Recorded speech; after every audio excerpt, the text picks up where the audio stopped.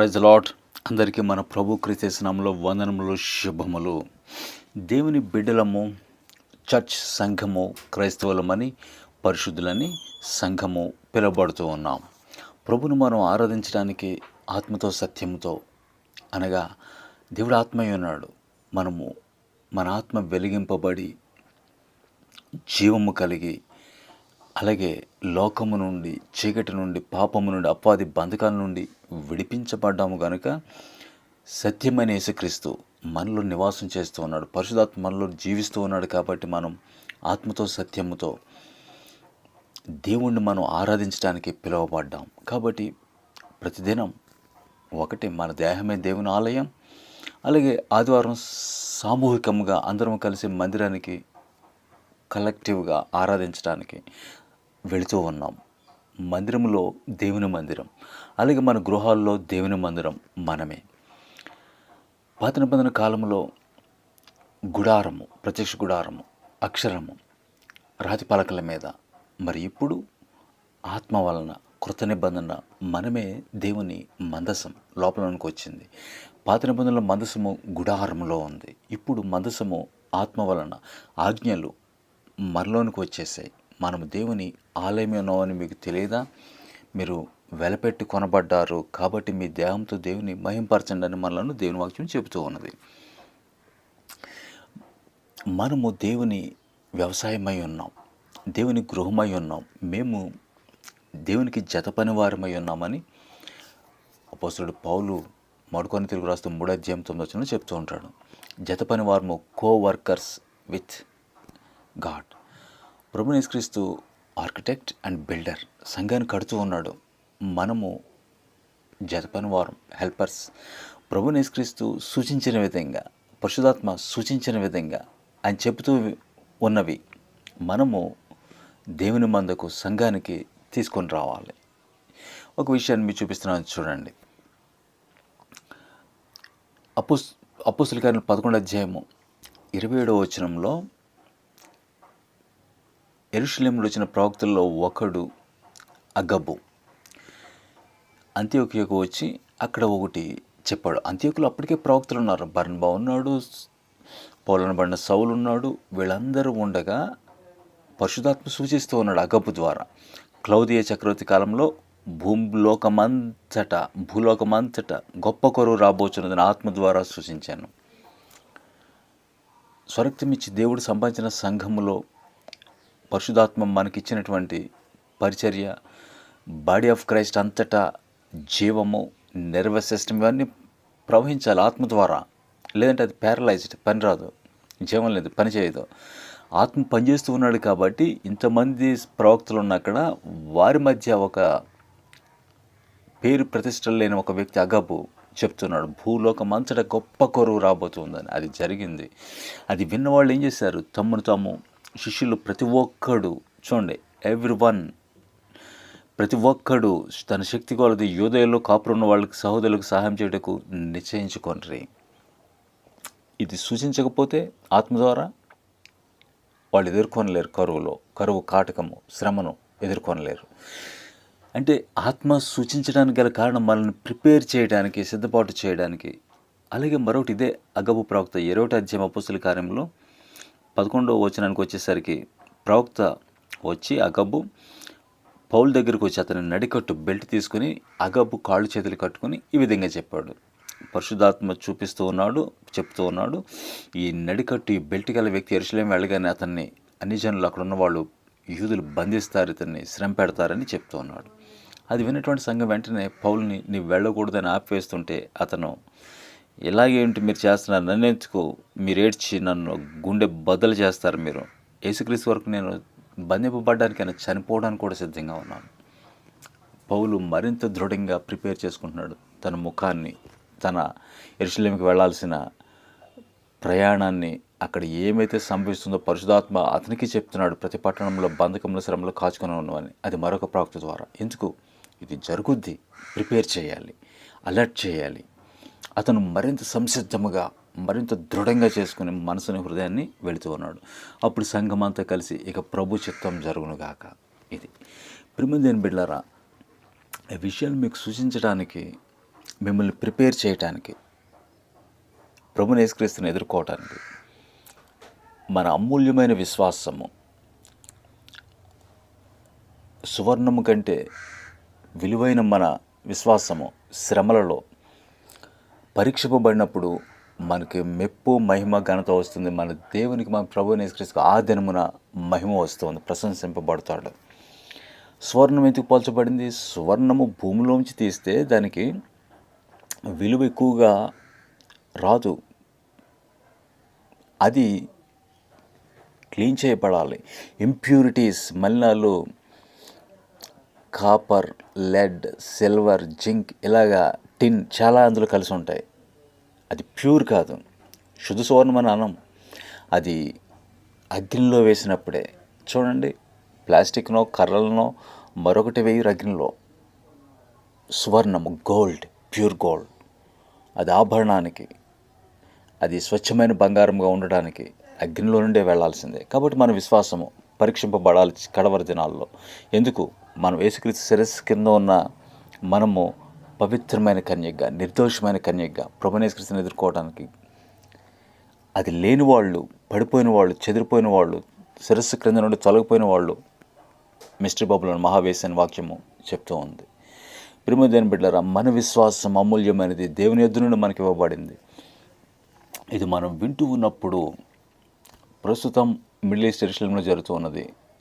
గత మంగళవారం Israel Lebanon మీద దాడి చేసింది. హెజ్బుల్లా అక్కడ ఉంది. పేజర్స్ అటాక్ చేశారు. పేజర్స్ అంటే అర్థం ఏమిటి? అంతకుముందు మొబైల్స్కి ముందు ఇవి వచ్చాయి, రేడియో యాక్టివ్ బీప్ సౌండ్ రావటం, మెసేజ్లు రావటం, ఈ బొమ్మ మీరు చూస్తూ ఉన్నారు. ఇవి ఇప్పటికీ కొన్ని ఇంటర్నెట్ టెక్నాలజీ తక్కువ కాస్ట్లో కొన్ని దేశాలు ఇప్పటికీ ఉపయోగిస్తూ ఉన్నారు. ఇవి తయారు చేస్తూ ఉన్నారు కొన్ని దేశాలు. ఇవి ఇజ్రాయెల్కి వచ్చాయి. ఈ ఇజ్రాయెల్ నుండి లెబనాన్కి సరఫరా చేయబడితే వాటిలో ఎక్స్ప్లోజివ్స్, ప్రేలుడు పదార్థాలు కూడా అందులో ఉండి ప్రేలుడు సంభవిస్తే లెబనాన్లో 9 మంది చనిపోయారు, 3,000 మంది పైగా గాయపడ్డారు. ఇది ఒక పెద్ద షాక్ హెజ్బుల్లా లెబనాన్కి. ఇక ఇజ్రాయెల్ వెనకాల ఉందని తెలిసిపోయింది. ఈ పేజర్స్ ఆ పైన బ్రాండ్ తైవాన్ నుండి లేదా యూరోప్ నుండి వచ్చినట్టుగా కనపడుతున్నాయి, కానీ లోపల ఇవి ఉన్నాయి. ఆ కంపెనీలు చెప్పేశారు, మేము కాదు, మేము ఇచ్చినప్పుడు బాగానే ఉన్నాయి, తర్వాత ఇవి ఎవరు చేశారు ఇలా. కానీ ఇక తర్వాత హెజ్బుల్లా దాడి చేయడం మొదలుపెట్టింది. ఈరోజే 23న అక్కడ జరిగినటువంటి గత 2 రోజులుగా ఉత్తర భాగాన హైఫా, తర్వాత గోలన్ హైట్స్ భీకరంగా రాకెట్లు దాడి చేసింది. అక్కడ చాలా తగలబడుతూ ఉన్నాయి. తర్వాత పశువులు ఉన్న షెడ్ గలిలీస్ దగ్గరగా, గలిలీ తీరానికి అవి పశువులు చనిపోయి, ఇది ఇజ్రాయెల్కి పెద్ద షాక్గా ఉంది. తర్వాత హైఫా ప్రాంతంలో హాస్పిటల్స్ ఖాళీ చేస్తున్నారు, హాస్పిటల్స్ మీద పడుతున్నాయి వాళ్ళు వేస్తున్న రాకెట్స్ హెజ్బుల్లా. ఇక హెజ్బుల్లా లీడర్ ఈ విధంగా చెప్పాడు, 2 మిలియన్ 20 లక్షల మంది ఇజ్రాయెల్ని మేము మూల్యం చెల్లిస్తారు, మేము దాడి చేస్తాం, అటాక్ చేస్తాం, వాళ్ళు ప్రైస్ చెల్లిస్తారు, రెడీగా ఉన్నారు మూల్యం చెల్లించడానికి అని. అంటే మేము చంపుతామని హెచ్చరిక, భయం. ప్రియమైన బిడ్డలారా, మిడిల్ ఈస్ట్లో యుద్ధము తగ్గుముఖం లేదు, ఇది పెరుగుతూ ఉన్నది. మీరు గుర్తించాలి, యుక్రెయిన్ వార్ ఇంకా ముందుకు వెళుతూ ఉంది, అణుయుద్ధానికి వెళుతూ ఉంది. నేటి ప్రపంచంలో చూస్తున్న పరిణామాలు ఇవన్నీ చూస్తూ ఉన్నప్పుడు దేవుని వాక్యము ఈ విధంగా మనల్ని హెచ్చరిక చేస్తుంది. ప్రకటన గ్రంథం 3:10 భూనివాసులను శోధించుటకు గ్లోబల్ వైడ్గా, గ్లోబల్ స్కేల్గా భూనివాసులను శోధించుటకు లోకమంతటి మీదికి రాబో శోధన కాలం. అగౌప్రవక్త చెప్పాడు కదా, కరువు భూమి అందంతటా. ఇప్పుడు భూలోకానికి, భూనివాసులను శోధించటకు ఏమిటా శోధన?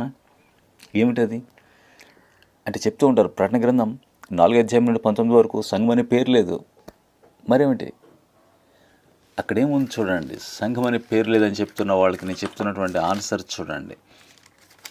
ప్రకటన గ్రంథం 14:9, 10, 11, 12 చదివినప్పుడు ఆ క్రూర మృగమును కానీ దాని ప్రతిమ కానీ నమస్కారం చేయకూడదు, దాని ముద్ర వేయించుకోకూడదు, వాళ్ళకి రాత్రి పగులు నెమ్మది లేని వారు ఉంటారు, అగ్ని గంధకాల చేత వారు బాధింపడతారని హెచ్చరించి, తర్వాత దేవుని ఆజ్ఞలను యేసుని గూర్చిన విశ్వాసమును గైకొనిచిన పరిశుద్ధుల ఓర్పు ఇందులో కనబడును ఎవరు పరిశుద్ధులు? యేసుని గురించి సాక్ష్యం ఇచ్చేది క్రైస్తవులే కదా. పరిశుద్ధులు ఓర్పు అంటున్నాడు. వీళ్ళు బ్యాక్ స్లైడ్స్, వీళ్ళు ముందు సంఘం వెళ్ళిపోయిన తర్వాత విడవబడిన వారైతే ఎలా చెప్తాం? పరిశుద్ధులని చెప్తున్నాడు. అంటే మీరు రోమిలు రాసిన పత్రిక, కొరింథీయులకు రాసిన పత్రిక, ఫిలిప్పి, ఎఫెసీ, కొలసీలకు రాసిన పత్రిక, ఈ ప్రారంభంలో బిగినింగ్ ఎలా అడ్రస్ చేస్తున్నాడో చూడండి. కొలసీలో ఉన్న పరిశుద్ధులకు, రోమాలో ఉన్న పరిశుద్ధులకు, ఫిలిప్పిలో ఉన్న పరిశుద్ధులకు. పరిశుద్ధులు సెయింట్స్ అనగా సంఘానికి పెట్టబడింది. కాబట్టి వచ్చుచున్నవాడు ప్రభువైన యేసుక్రీస్తు రాకడకు, ర్యాప్చర్కు ముందు ది యాంటిక్రైస్ట్ వస్తున్నాడు, అబద్ధ ప్రవక్త వస్తున్నాడు. వీళ్ళు పరిశుద్ధులతో యుద్ధం చేస్తారని ఈ ప్రకటన గ్రంథం 13వ అధ్యాయము 7వ వచనంలో మనం చూస్తాం, 10వ వచనంలో చూస్తాం. అలాగే దానియేలు గ్రంథం 7వ అధ్యాయంలో 21లో మనం చూస్తాం. మోహనుతుని పరిశుద్ధులు నలగొట్టబడతారు, 42 నెలలు వాడు వశంలో ఉంటారు. ఈ పరిశుద్ధులు ఎవరు? యేసుని గురించి సాక్ష్యం ఇచ్చేవాళ్ళు ఎవరు? సంఘము, చర్చ్. ప్రియమైన దేవుని బిడ్డలారా, కాబట్టి విశ్వాసులమైన మనము మన దేహము, ప్రాణమాత్మ ప్రభువైన యేసుక్రీస్తు రాకడకు నిందారహితంగా ఉండాలి. మనం ఉగ్రత పాలు అవ్వడానికి నియమింపబడలేదు. 1 తెస్సలోనికైయులు 5:9. ఏ ఉగ్రత? ఉగ్రత అనగా మొదటి కాంటెక్స్ట్ మడుచున నరకం, రాత్ ఆఫ్ గాడ్. అయితే 7 సంవత్సరములు దేవుని ఉగ్రత కాదు, 42 నెలలు అపాది సాతాను ఉగ్రత. సాతాను ఉగ్రత గుండా మనం వెళతాం. భూనివాసులను శోధించే శోధన ఏమిటి? Mark of the beast. చూడండి, నేటి ప్రపంచమంతా కూడా అమ్మకము, కొనుగోలు. జాబ్స్ చేసేవాళ్ళు తమ కష్టాన్ని, శ్రమను అమ్ముతున్నారు. గవర్నమెంట్ కొంటుందంటే మీ జీతాలు ఇస్తుంది. కూలివాడు పొలంలో పనిచేస్తున్నాడు, శ్రమను, గంటలను, సమయాన్ని వెచ్చిస్తున్నాడు, అమ్ముతున్నాడు, వాడు జీతం ఇస్తున్నాడు. అమ్మకము, కొనుగోలు, ఇదంతా కూడా mark of the beast. Digital life అనే పేరు మీరు చూస్తూ ఉన్నారు. కాబట్టి నెంబరింగ్ సిస్టమ్ ప్రపంచమంతా కూడా ఒక టెక్నాలజీ వైపు వెళ్ళిపోతూ ఉంది. ఇది ఆర్టిఫిషియల్ ఇంటెలిజెన్స్, ఏఐ. ఇది భూలోకానికి స్పీడ్గా టెక్నాలజీ పెరుగుతూ ఉంది. మరిన్ని టెక్నాలజీ ఇటు వైద్యపరంగాను, సాంకేతిక పరంగాను స్పీడ్, వేగం పెరుగుతూ ఉన్నాయి. ఇవి ప్రపంచం ప్రగతి, అభివృద్ధి అనుకుంటున్న నాగరికత కాదు. ఇది mark of the beast. The antichrist రూలింగ్కి ఇవి రెడీ అవుతూ ఉన్నాయి. ఇది వింటూ ఉన్నప్పుడు చర్చ్ శ్రమల గుండా వెళుతుంది. నీవు యేసుక్రీస్తుకు నిర్దోషము, పవిత్రమైన కన్యకవా, లేక భయంకరమైనటువంటి గొప్ప వేశ్యవా అనేది డివైడ్ చేయడానికి, సువర్ణము, ఇంప్యూరిటీస్, అగ్ని వంటి శ్రమలు గుండా వెళ్ళడానికి. కాబట్టి ఇది వింటూ ఉన్నప్పుడు ప్రకటన గ్రంథంలో ఉన్నటువంటి 13వ అధ్యాయంలో ఉన్నటువంటి అబద్ధ ప్రవక్త భూమి మీద ఉన్నాడు. అతనే పోప్ ఫ్రాన్సిస్. అతను ఆసియా దేశానికి వచ్చాడు. Indonesia, Singapore, Papua new Guinea ఈ దేశాల్లో పర్యటించాడు. ఇండోనేషియా ఇస్లాం కంట్రీ, 90% ముస్లిం. వాళ్ళని కలిసి ఏం చేశాడు? ఆ ప్రవక్తలతో, ఇస్లాంతో చేతులు కలిపాడు. మనందరం ఒకటే. అక్కడ చెప్పింది ఆ మాట, అతను రిలీజియస్ టాలరెన్స్, మత సహనం చూపించాలి, ఒకళ్ళొకళ్ళు మనం గొడవ పడమని చెప్పాడు. క్రైస్తవులు, ముస్లింలు అందరూ ఒకటే దేవుని బిడ్డలమని. తర్వాత సింగపూర్లో ఏ విధంగా ప్రపంచంలో మనుషులకి రకరకాల భాషలు ఉన్నవో అందరూ మనుషులమే, అలాగే విభిన్న మతాలు, మనందరికీ దేవుడు ఒక్కడే, అందరూ అబ్రహాం పిల్లలం, దేవుడు ఒక్కడే. అంటే అర్థం, పేతురు చెప్పింది, ఆకాశం క్రింద భూమి మీద నరుల్లో యేసుక్రీస్తు నామంలోనే తప్ప మరి ఏ నామం వల్ల రక్షణ లేదని చెప్పింది, అతను కొట్టివేశాడు. ప్రభు చెప్పింది, నేనే మార్గం, సత్యం, జీవం, నా ద్వారా తప్ప ఎవడనూ తండ్రి వద్దకు రాడు. పౌలు ప్రకటించిన సువార్త, ఇవన్నీ కొట్టిపారేసి మనందరం ఒకటే అని చెప్తున్నాడు. ఇంకా అతని మాటలు చూస్తే నరకం లేదని చెప్తున్నాడు. యేసుక్రీస్తు మాత్రమే కాదంటున్నాడు. అంటే ఎవరితను? చూడడానికి గొర్రెపిల్ల సంఘములోగా క్రైస్తవులాగా కనపడుతున్నాడు. అతను ప్రెసిడెంట్ కాదు, ప్రైమ్ మినిస్టర్ కాదు, 100 కోట్లు అతని అధీనంలో ఉన్నారు. మరి ఎవరు అతను? ప్రకటన గ్రంథంలో ఉన్న అబద్ధ ప్రవక్త డ్రాగన్లా మాట్లాడుతూ ఉన్నాడు. పరిశుద్ధాత్మను కన్ఫ్యూజన్ స్పిరిట్ అంటున్నాడు. ఈ విషయాలు ఇవన్నీ రూఢిగా కనపడుతూ ఉన్నాయి. ప్రియమైన దేవుని బిడ్డలారా, పరిశుద్ధాత్మ మనకు సూచిస్తూ ఉన్నాడు, లోకం మందంతటి మీదకి రాబోవు శోధన కాలం, a trial, test is coming upon the world.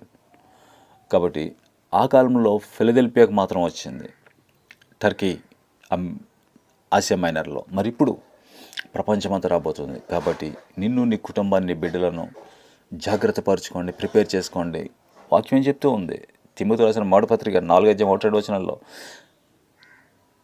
తిమోతికి రాసిన 2వ పత్రిక 3వ అధ్యాయంలో అనేకులు కడవరి దినాల్లో పడిపోతారు. 2వ తెస్సలోని 2వ అధ్యాయము 4-5 చదువుతున్నప్పుడు విశ్వాసం భ్రష్టులు అవుతారు, అపోస్టసీ. తర్వాతే ర్యాప్చర్, మనం ఎత్తబాటం. కాబట్టి మరొకసారి మీకు నేను దేవుని ఆత్మతోనే సూచిస్తూ ఉన్నాను. మార్క్ ఆఫ్ ద బీస్ట్, ఈ శ్రమలు, యెరూషలేములో మందిరం కట్టబడటం, క్రీస్తు విరోధి రావటం, అతను మార్క్ ఆఫ్ ద బీస్ట్ తీసుకుని వచ్చి అతను ప్రతిమను నమస్కరించకపోతే చంపటం, క్రైస్తవులు శ్రమ, ఇవన్నీ మార్క్ ఆఫ్ ద బీస్ట్ తర్వాతే ర్యాప్చర్, ప్రభు వస్తాడు, మనం ఎత్తబడతాం మేఘాల మీద. కాబట్టి ఇవి జరగబోతూ ఉన్నాయి. నీ కుటుంబాన్ని నిన్ను ప్రిపేర్ చేసుకోండి. ఆ విధంగానే మేము హైదరాబాద్లో మీటింగ్స్కి వెళ్తూ ఉన్నాం. మా అందరి కోసం ప్రార్థన చేయండి, సంఘాన్ని ప్రిపేర్ చేసుకోండి. ప్రభు రాకడికి మనందరం ఆయత్తపడతాం. ప్రార్థన చేసుకుందాం. కనికర సంపన్నుడ, జయం గల దేవా, వింటూ ఉన్న నీ బిడ్డలను నీ మహిమల రాకడకు సిద్ధపరిచి, నీ బిడ్డలను నీ రాకడకు ప్రిపేర్ చేయండి. మమ్మలను నీ హస్తాలకు అప్పించుకుంటూ నీ కుటుంబాలను, తెలుగు సంఘాలను అంతటిని జ్ఞాపం చేసుకొని నీ రాకడకు సిద్ధపరచమని యేసుక్రీస్తు పరిశుద్ధ ప్రస్తుత పునరుద్ధరణను ప్రవచించాలని వేడుకొంచున్నాం తండ్రి. ఆమేన్.